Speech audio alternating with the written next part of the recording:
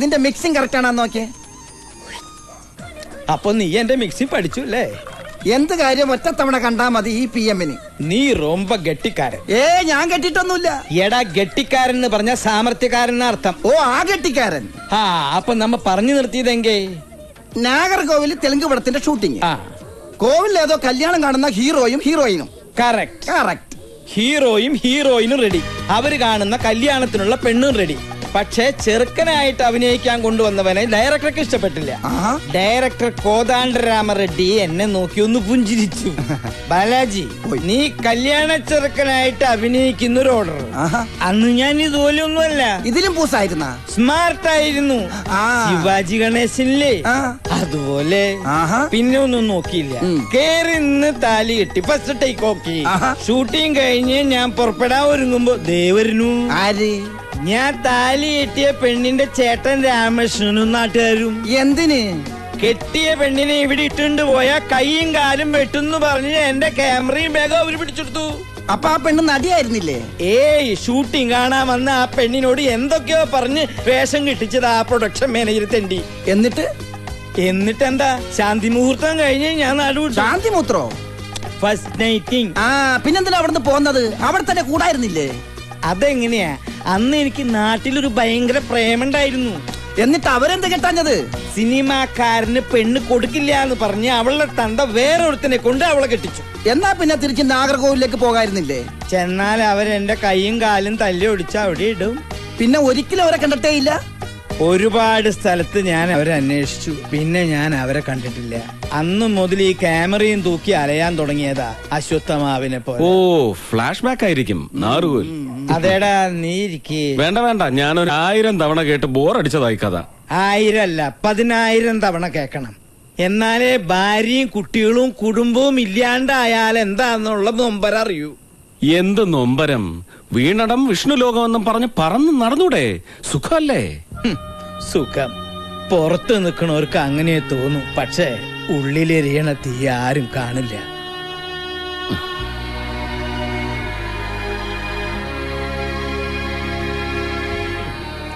അതുകൊണ്ടാ പറയണേ, ഈ ബാലമാമയുടെ ഗതി നിനക്കുണ്ടാവരുത്. നിനക്കെന്നല്ല ആർക്കുണ്ടാവരുത്. ഞാനൊരു സത്യം പറയാം, വെള്ളടിച്ചിട്ട് പറയാണെന്ന് വിചാരിക്കരുത്. അമ്മാവൻ പറയും. നജീബ് നമ്മുടെ ആദരക്കുട്ടിയെ. വേണ്ട, അതൊഴിച്ച് അമ്മാവന് വേറെ വല്ലതും പറയാനുണ്ടോ? ഇതൊഴിക്കട്ടെ. ഒഴിക്കടാ. ഇവനോട് പറയാനുള്ളത് മുഴുവൻ പറഞ്ഞു കേൾപ്പിച്ചിട്ടേ ഇവനെ ഞാൻ വിടും. ഒഴുക്കി. വെള്ളമൊന്നും വേണ്ട.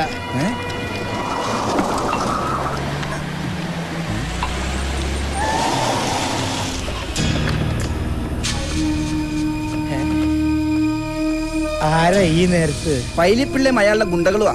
ആരാ പൈലിപ്പിള്ള? ചിട്ടിക്കമ്പനി മുതലാളിയാ. പിന്നെ കൊട്ടേഷൻ കൊടുക്കും. കൊട്ടേഷനാ? ആരുടെങ്കിലും കയ്യും കാലും തല്ലി ഓടിക്കണ, വണ്ടി കയറ്റിക്കൊല്ലണ, ഇവന്മാരെ ഏൽപ്പിച്ചാ മതി. ഓരോന്നിനും പ്രത്യേകം റേറ്റാ.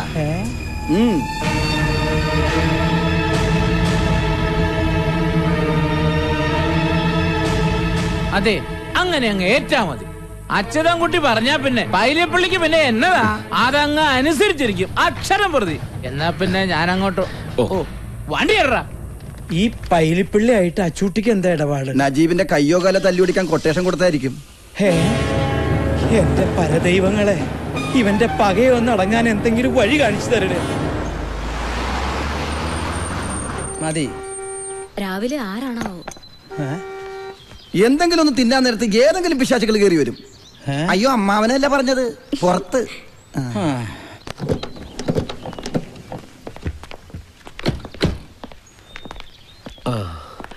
മിസ്റ്റർ അച്യുതൻകുട്ടിയില്ലേ?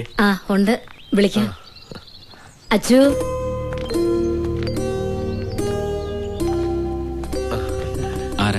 ഞങ്ങള് ഒരു വെഡിങ് ഇവന്റിന്റെ കാര്യം സംസാരിക്കാൻ വന്നതാ. കുടിക്കാൻ അത് വന്ന് ഒന്നും വേണ്ട. ആമാ, ഇപ്പൊ കഴിച്ചതേ ഉള്ളൂ, അല്ല കുടിച്ചതേ ഉള്ളൂ. അങ്ങോട്ട് നിങ്ങൾ കല്യാണ പെണ്ണിന്റെ ആൾക്കാരോ അതോ? അയ്യോ, അച്ചുവേട്ടന് മനസ്സിലായില്ലേ? ഇതാണ് കുരച്ചന്റെ ടെക്സ്റ്റൈലിലെ പുതിയ മാനേജർ ജാക്കറ്റ് കോശി. ജാക്കറ്റ് കോശിയല്ല, ജേക്കബ് കോശി. അപ്പൊ പേര് മാറ്റിയാ? ഞാൻ കാഞ്ചിനാഥൻ. കാഞ്ചി എന്ന് വിളിക്കും. കാഞ്ചി വിളിക്കലല്ല, കാഞ്ചി വലിക്കലല്ലേ. കാഞ്ചീപുരം മീനാക്ഷി സിൽക്സിന്റെ മാനേജറാ. മീനാക്ഷിയുടെ ആ കല്യാണം. ഏത് മീനാക്ഷി? മീനാക്ഷി സിൽക്സിന്റെ ഒരേ ഒരു വാരിശ്. ആര് വാർണിഷാ? വാർണിഷ് അല്ല, വാരിശ് എന്ന് പറഞ്ഞ അവകാശി, മനസ്സിലായോ? ആ. അതുകൊണ്ട് മുതലിയാരയ്യാവുക്ക് ഒരേ നിർബന്ധം, കാഞ്ചീപുരത്ത് ഇതുവരെ ആരും കാണാത്ത അപ്പൊ കല്യാണം. കല്യാണത്തിന് ആരും കാണില്ലേ? അതല്ല, ഇതുവരെ നടക്കാത്ത ഒരു കല്യാണം. അപ്പൊ ഈ കല്യാണം നടക്കില്ലേ? കല്യാണം ഗംഭീരമാക്കണം എന്നാണ് ഇദ്ദേഹം ഉദ്ദേശിച്ചത്. അങ്ങനെ പറ. അതായത് മീനാക്ഷി ബംഗ്ലാവും ബംഗ്ലാവ് മുതൽ കല്യാണ മണ്ഡപം വരെയുള്ള റോഡും കല്യാണ മണ്ഡപവും ഒക്കെ അലങ്കരിച്ച് ദേവലോകം പോലെ ആക്കണം. ആന, കുതിര, ചെണ്ടമേളം, പുലികളി, കഥകളി, താലപ്പൊലി, തിരുവാതിര എല്ലാം വേണം. പിന്നെ മുതലിയാരയ്യാവുക്ക് വിദ്യാഭ്യാസം ரொம்ப കമ്മി. അതിനാലെ കല്യാണം കൂടാൻ വരുന്നവർ കേൾക്കാൻ പാകത്തില് ഇംഗ്ലീഷ് പേശി ബന്ധുക്കളെ പോലെ നിൽക്കാൻ കുറച്ചുപേരെ കരുതിയേക്കണം. മുതലിയാരയ്യാവുടെ മൂത്ത പെണ്ടാട്ടി വിശാലാക്ഷി അമ്മാവുടെ ഐഡിയ. മൊയിലിയാരല്ല, മുതലിയാര്. ആയിക്കോട്ടെ, അങ്ങേരുടെ ഏത് പെണ്ടാട്ടിയിലാണ് കല്യാണ പെണ്ണ്? അയ്യോ, മുതലിയാര് മീനാക്ഷിയുടെ ഒരേ ഒരു അമ്മാവനാ. പുള്ളിക്കാരന്റെ മൂത്ത പൊണ്ടാട്ടിയിലെ മകൻ ശരവണനാണ് മാപ്പിളை, മുറമാപ്പിളை. രണ്ടാമത്തെ പൊണ്ടാട്ടിയിലുള്ള പെങ്കൊച്ചു മരതകം +2 ആയിട്ടേ ഉള്ളൂ. ഈ വിവരങ്ങളൊക്കെ എന്നോട് വിളിച്ചു പറഞ്ഞപ്പോ പറ്റിയ പാർട്ടി ഇവിടെ ഉണ്ടെന്ന് ഞാൻ പറഞ്ഞു. അയ്യോ, +2 പെണ്ണിനെ കെട്ടാൻ ഇവിടെ ആരുമില്ല. അയ്യോ, പെണ്ണിനെ കെട്ടിക്കാൻ വേണ്ടിട്ടല്ല, ഈവന്റ് നടത്തുന്നത് ഏൽപ്പിക്കാൻ. കഴിഞ്ഞ തവണ കാഞ്ചീപുരം പട്ടിന്റെ ലോഞ്ച് നിങ്ങൾ നജീബിനല്ലേ കൊടുത്തത്? ഇതും അയാളെ തന്നെ ഏൽപ്പിച്ചാൽ മതി. സോറി മിസ്റ്റർ അച്യുതൻകുട്ടി, ഒരു മിസ്അണ്ടർസ്റ്റാൻഡിംഗ് പറ്റിയതാണ്. ഞങ്ങൾ അവിടെ പോയിരുന്നു. ഇത്രയും വലിയ തുകയ്ക്കുള്ള പരിപാടി ഏറ്റെടുക്കാൻ ബുദ്ധിമുട്ടാണെന്ന് പറഞ്ഞു. ഒന്നുകിൽ മീനാക്ഷി ബംഗ്ലാവും റോഡും, അല്ലെങ്കിൽ കല്യാണ മണ്ഡപവും റോഡും, ഏതെങ്കിലും ഒന്നേ നജീബിനെ കൊണ്ട് പറ്റൂന്ന് പറഞ്ഞു. അത് തന്നെ എനിക്കും പറയാനുള്ളത്. ഇത് വലിയ തുക വരുന്ന പരിപാടിയാ. വേണമെങ്കിൽ കല്യാണ മണ്ഡപവും പാതി റോഡും ഞാൻ ചെയ്യാം, ബംഗ്ലാവും പാതി റോഡും അയാൾ ചെയ്യട്ടെ. ഞാനൊരു ഐഡിയ പറയാം. ഒന്നുകിൽ കല്യാണ മണ്ഡപവും പകുതി റോഡും അച്യുതൻകുട്ടി ചെയ്യട്ടെ, കാമാക്ഷി ബംഗ്ലാവും. കാമാക്ഷി അല്ല, മീനാക്ഷി. ഏത് യക്ഷിയായാലും ആ ബംഗ്ലാവും പകുതി റോഡും നജീബ് ചെയ്യട്ടെ. അത് തന്നെയല്ലേ അച്ചോട്ടനും പറഞ്ഞത്? ആണല്ലോ, എങ്കിൽ ടേക്ക് ഓക്കെ. എന്റെ അമ്മാവനാ, സിനിമയിൽ വലിയ ക്യാമറമാനാ. Still camera. നിന്നോട് വിശദീകരണം ചോദിച്ചില്ല. കുഞ്ഞുനാളില് നാഗർകോവിലായിരുന്നപ്പോ MGR കുറെ ഷൂട്ടിംഗ് കണ്ടിട്ടുണ്ട്. നിന്റെ അമ്മയുടെ പേരെന്താ? വസുന്ധര. അയ്യേ, അപ്പൊ അതല്ല. ബാലമ്മാവൻ കൂടെ ഉണ്ടായിരുന്നെങ്കിൽ തമിഴും തെലുങ്കും പറയാൻ ഒരാളായ. അങ്ങനെ അറിയാനൊന്നുമില്ല. സത്യം പറഞ്ഞാ മുതലിയാരും അമ്മാവും ഒക്കെ മലയാളീസാ. പിന്നെ അപ്പനപ്പന്മാരായിട്ട് അവിടെ ബിസിനസ് തുടങ്ങിയതുകൊണ്ട് മുതലിയാരന്മാരായി പോയതാ. അപ്പോ നമുക്കിതങ്ങ് ഉറപ്പിക്കാം അല്ലേ? ഇവന്റ് നടത്തേണ്ട സൈറ്റ് വന്ന് കാണണം. ക്ലയന്റിന്റെ ഡിമാൻഡ്സ് അറിഞ്ഞ് ഡിസൈൻ ചെയ്ത് ബഡ്ജറ്റ് ഇട്ട് ഓക്കെ പറഞ്ഞ് എഗ്രിമെന്റ് സൈൻ ചെയ്താലേ ഞങ്ങൾ ഉറപ്പിക്കും. അതിനൊക്കെ ഇവിടെ ഈ കോശിയുണ്ട്. അപ്പോ പോകുന്ന വഴി നജീബിനെ കണ്ട് എല്ലാം ഫിക്സ് ചെയ്തോട്ടെ. നജീബ് പാതി ഏറ്റാലേ ഞാനുള്ളൂ. ഓക്കെ, അഡ്വാൻസ് എപ്പോഴാ വേണ്ടതെന്ന് വെച്ചാൽ എന്നെ ഒന്ന് ഫോൺ ചെയ്താൽ മതി. എന്തെങ്കിലും ചോദിക്കാനോ പറയാനോ ഉണ്ടെങ്കിൽ ഈ നമ്പറിൽ വിളിച്ചാൽ മതി. ശരി, വരട്ടെ. എന്തായാലും എന്റെ പ്രാർത്ഥന കേട്ട് പരദൈവങ്ങൾ പറഞ്ഞു വിട്ടത് അയാളാ. നജീബും നീയും വീണ്ടും ഒന്നിച്ചൊരു പരിപാടി ഏറ്റെടുത്തല്ലോ, സമാധാനായി. ഒന്നിച്ചൊന്നുമല്ല, ഈ പരിപാടി ഒറ്റയ്ക്ക് ഏറ്റെടുത്ത് നടത്താൻ കഴിയാഞ്ഞിട്ടുമല്ല. അവൻ ഈ മുറ്റത്ത് വന്നതെന്ന് വെല്ലുവിളിച്ചതുപോലെ എന്റെ മുന്നിലൊന്ന് കിട്ടാൻ വേണ്ടിയാ. നേർക്ക് നേരെ പൊരുതാൻ കിട്ടിയ ഒരു അവസരം ഞാൻ വിടില്ല. അപ്പൊ കോംപ്രമൈസ് ആയതല്ലേ? കോംപ്രമൈസ് അത് ഈ ജന്മത്തുണ്ടാവില്ല അമ്മാവാ. ഇത് ഫയൽ വെച്ചേക്ക്. ശ്രീരാമലിംഗം മുതലിയാർ, മീനാക്ഷി സിൽക്ക്, മീനാക്ഷി ബംഗ്ലാവ്, കാഞ്ചീപുരം.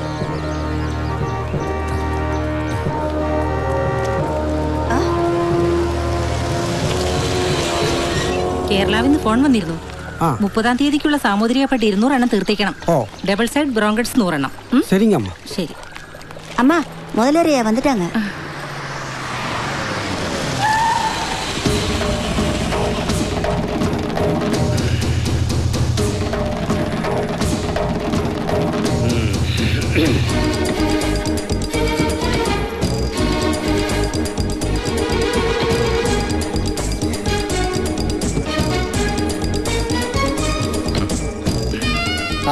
ദേവരാജ, ഡിക്കിൽ ഒരു പാക്കറ്റ് വെച്ചിട്ടുണ്ട്, അത് സൂക്ഷിച്ചെടുത്തകത്തേക്ക് കൊണ്ടുപോവാ. ശരിയാ, ഞാൻ മന്നിக்கிறேன்டா.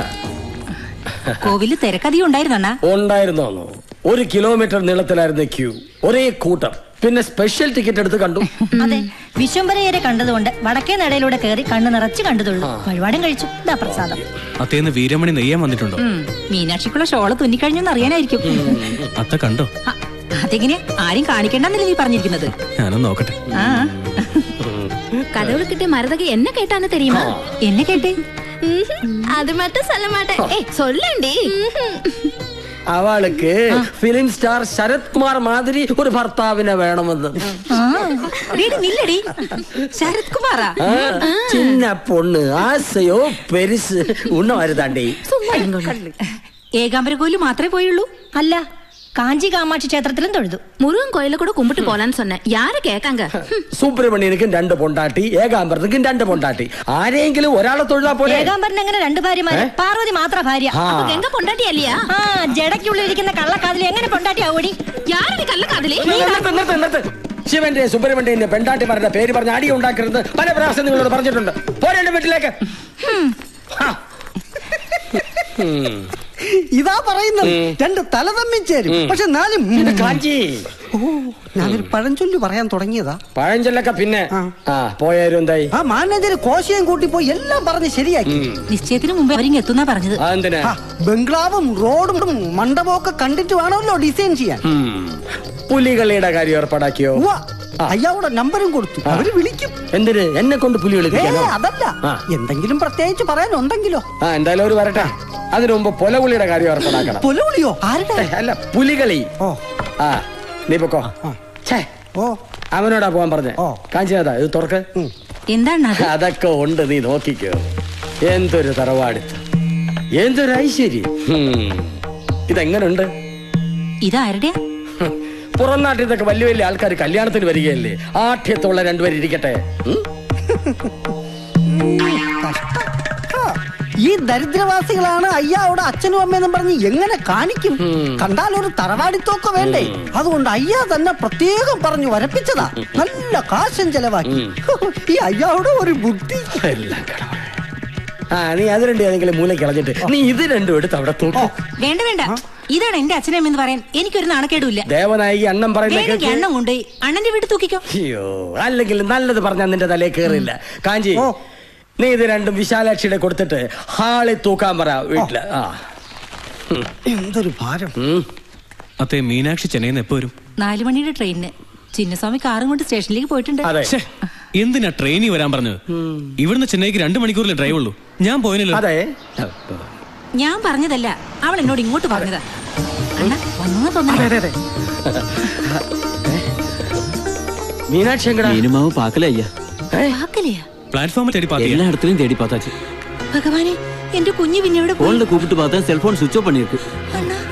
കടവുളെ, മീനാക്ഷി സിൽക്സിന്റെ ഒരേ ഒരു അവകാശി ആരെങ്കിലും തട്ടിക്കൊണ്ടു പോയിട്ടുണ്ടാവോ? വേണ്ട, ന്യായീകരണങ്ങളൊന്നും എനിക്ക് കേൾക്കണ്ട. തന്നിഷ്ടം കാണിക്കുന്നതിൽ അതിരുണ്ട്. മാമന് ശരവണ്ണ ഓരോ വഴിക്ക് അന്വേഷിച്ച് പോയിരിക്കുക. ഇത്രയ്ക്കങ്ങ് പേടിക്കാൻ ഞാൻ കൊച്ചുകുട്ടിയൊന്നും അല്ലല്ലോ. കുട്ടിയായിരുന്നെങ്കിൽ ഇത്രയും പേടിക്കണ്ടായിരുന്നു. നിശ്ചയം ഉറപ്പിക്കാൻ പോണ പെണ്ണ. എന്തെങ്കിലും ചീത്തപ്പേരുണ്ടായ സമാധാനം പറയേണ്ടത് ഞാനാ. നിശ്ചയോ? ആർക്ക്? നിനക്കല്ല നിശ്ചയം ഉറപ്പിക്കാൻ പിന്നെ വേറെ ആരാ ഇവിടെ ഉള്ളത്? എന്റെ ഇഷ്ടം ചോദിക്കാതെ ഇതൊക്കെ ഉറപ്പിക്കാൻ ആരാ പറഞ്ഞത്? ആരും പറയണ്ട. മക്കൾക്ക് കാലാകാലങ്ങൾ എന്തൊക്കെയാ ചെയ്യണമെന്ന് കാരണവന്മാരാ തീരുമാനിക്കുന്നത്.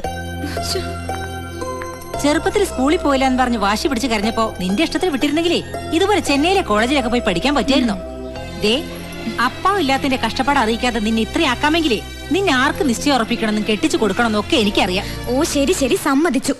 എന്നിട്ട് ആരാ എന്റെ കഴുത്ത് കയറിടാൻ കരാർ ഉറപ്പിച്ചിരിക്കുന്നത്? അത് ഇന്നും ഒന്നിരി ഉറപ്പിച്ചല്ലാന്ന് അറിയാലോ നിനക്ക്. 10-15 ദിവസമായിട്ട് ആരും കാണിക്കാതെ വീരമണിക്കൊണ്ട് ഷോള് നെയ്ക്കി അവൻ. നീ വരുമ്പോ നിനക്ക് സമ്മാനമായിട്ട് തരാൻ അറിയോ? അവൻ എത്ര പെമ്പിളാർക്ക് ഷോൾ കൊടുത്തിട്ടുണ്ടെന്ന് അറിയാവോ അമ്മാവുക്ക്? ദേ, ഇല്ലാവചനം പറഞ്ഞാലുണ്ടല്ലോ. പിന്നെ അവൻ എന്നൊക്കെ മര്യാദ അല്ലാതെ ഇനി നീ വിളിച്ച എന്റെ കയ്യിൽ നിന്ന് വാങ്ങിക്കും നീ. അമ്മാവിടെ മുമ്പിൽ അവൻ നല്ല പിള്ള കളിക്കുക. നീ എന്ത് പറഞ്ഞാലും ശരി, ഇത് ഞാനും മാമനും പണ്ടേ തീരുമാനിച്ചതാ. ഇനി എന്റെ മോള് പഠിച്ചത് നാട് മുഴുവൻ തെണ്ടി നടന്നു മതി. അമ്മ, ഞാൻ പറയുന്നത് അനുസരിച്ചില്ലെങ്കിൽ അമ്മ എന്ന് വിളിച്ചാ വിളി കേൾക്കാൻ പിന്നെ ഞാൻ ഉണ്ടാവില്ല.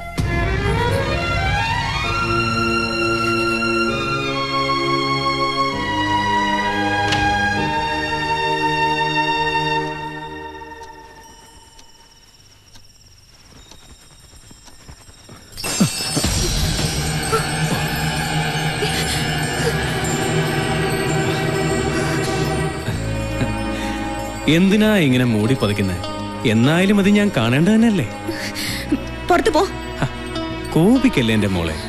ഞാൻ ഈ ഷോള് വരാൻ വേണ്ടി വന്ന നിനക്ക് വേണ്ടി പ്രത്യേകം പറഞ്ഞ് നെയ്പ്പിച്ചതാ. ദേ നോക്ക്. പുറത്തു പോനാ പറഞ്ഞത്. ഇതിനൊക്കെ പകരം വീട്ടിൽ ഞാൻ എന്റെ കയ്യിലൊന്ന് കിട്ടിക്കോട്ടെ.